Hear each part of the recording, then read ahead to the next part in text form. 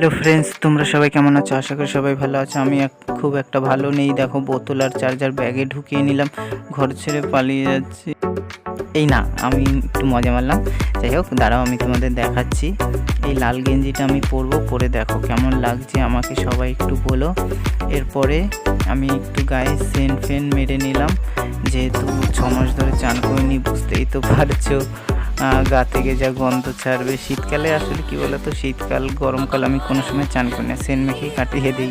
এটাও ফানি করলাম। যাই হোক, এবার 3টে চশমা নিলাম, অন্ধ মানুষ তো তাই।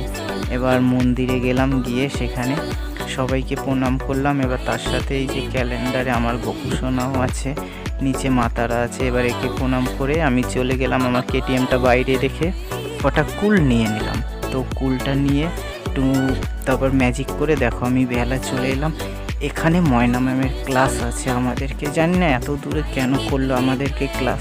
পরে শুনলাম নাকি সম্রাট স্যারের ক্লাস ছিল হাজরাতে, কলকাতাতে, ওই জন্য আমাদের ওখান থেকে এখানে ট্রান্সফার করে দিয়েছে। যাই হোক, এই যে একজনকে দেখতে পেয়েছিল একটু আগে, ও ছিল অমিত।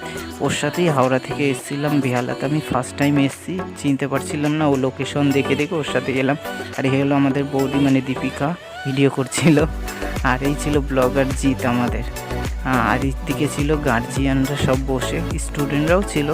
আর এই হলো আমাদের বেহালা SNPI, যেখানে আজকে ফার্স্ট টাইম আমার ক্লাস। তো একটু এক্সাইটেড আছি। আর এই দিকে দেখো আমি একটু ঘুরে ঘাড়ে ভিডিও করছি, এইদিকে সব নাচানাচি গল্প করছিল। আমি কি করব বুঝতে পারছিলাম না, আমি একটু নেচে দিলাম হাত তুলে।